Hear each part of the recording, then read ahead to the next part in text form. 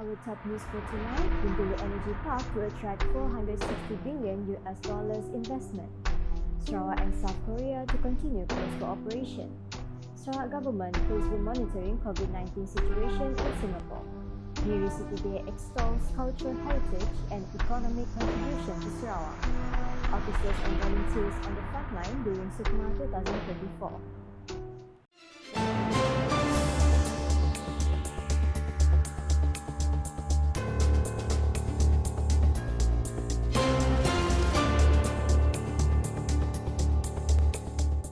Assalamualaikum and good evening. An estimated total of $460 billion worth of investment is expected to be injected into Sarawak's economy until 2050 to realise the proposed Sarawak New Energy Hub SNEH project in Bintulu.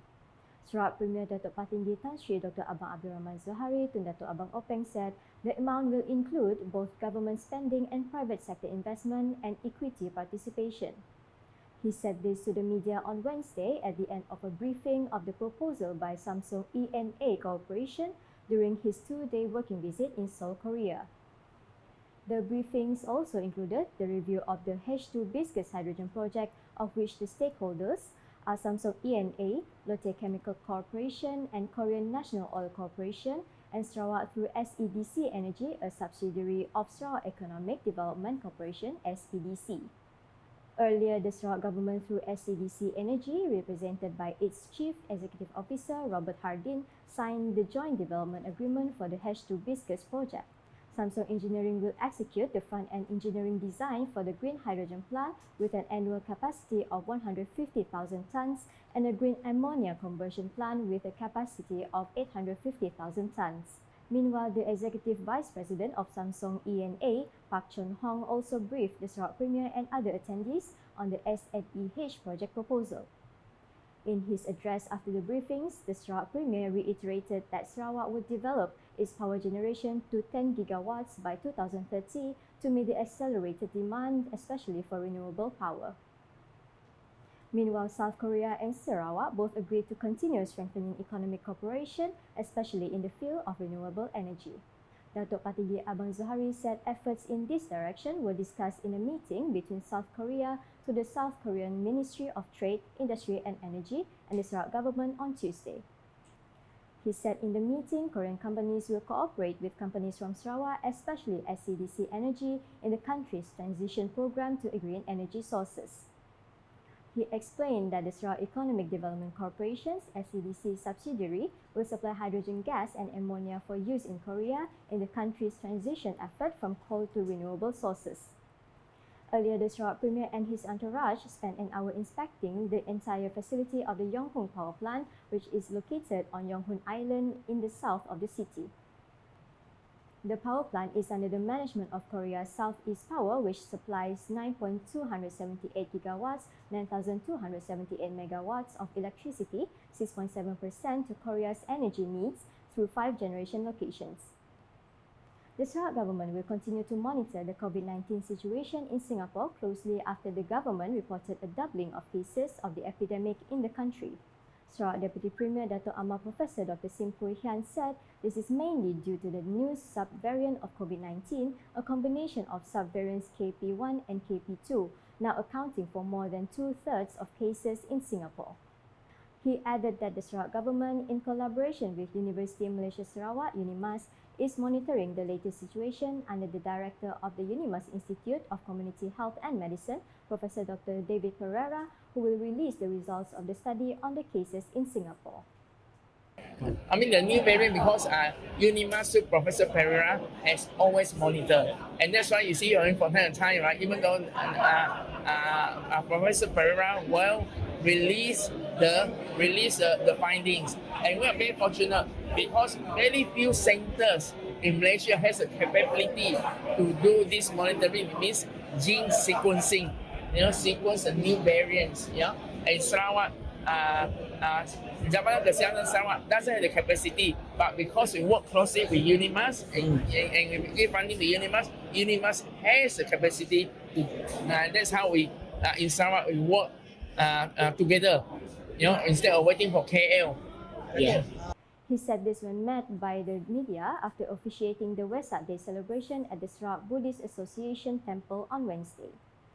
The Minister of Public Health, Housing and Local Government added that the Sarawak government will also constantly monitor the COVID-19 situation in Sarawak through UNIMAS and the Sarawak State Health Department JKNS. He said that the Sarawak government at the beginning of this year had also purchased the antiviral drug Paxlovid, which was distributed in all government health facilities in the state to cover treatment needs and will be supplied to patients for free. Commenting on the entry of Singaporeans into Sarawak, Dr. Ahmad Dr. Sim stated that there will be no restrictions given that COVID-19 is now classified as endemic.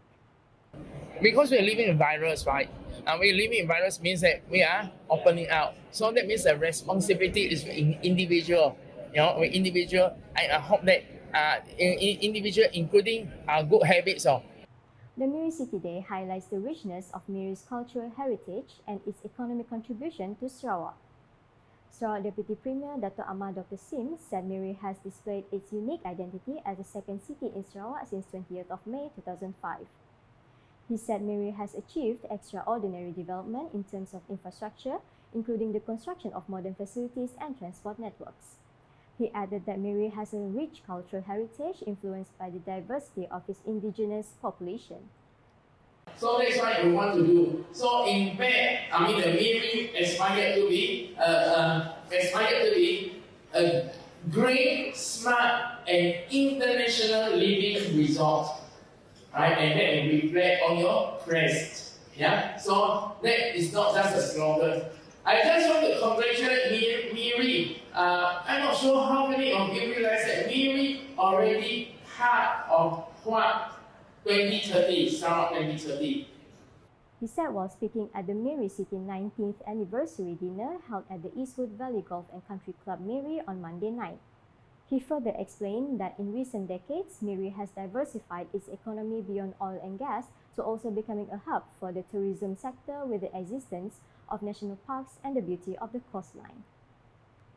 Officials and volunteers of the 21st Malaysia Games, SUKMA Sarawak 2024 are described as small ambassadors playing a role as the front line throughout the continuing organisation of the Games. Therefore, participating in the preparation, simulation, operation and management course for the organising committee, volunteers and SUKMA relation officers is very important to give exposure and training for these officials. The course held at Riverside Majestic Hotel in Kuching from 20 to 22nd May is among other things to prepare the officials and volunteers before the actual day of SUKMA. Earlier, the Are You Ready Town Hall session was held with the Deputy Permanent Secretary from the Sarawak Ministry of Youth, Sports and Entrepreneur Development, MySET, Dul Hadi Mazuki on Tuesday, which was attended by 100 people involving 90 participants and 10 coaches. Among the course contents include SUKMA Sarawak 2024 briefing, motions, operational simulation, and prize presentation, community management, crisis management, and effective communication. A total of 200 officers will be appointed to help the committee to mobilize 3,000 general volunteers throughout SUKMA. For the record, the SUKMA Supreme Committee officially agreed to offer a total of 488 events to be competed at the SUKMA Sarawak 2024 scheduled for 17th to 24th of August. The events are divided into 236 men's events, 217 women's events, and 35 mixed or open events for 37 types of sports to be competed. And that's the English edition with me, Didi Nursyafiqah. More news can be found in our official portal, ukas.sarawak.gov.my, and social media platforms including Facebook and YouTube. We end the UKAS Bulletin today with scenes from the Wesak celebration at the Sarawak Buddhist Association Temple on Wednesday. #Saluran Informasi Rakyat. Have a good night.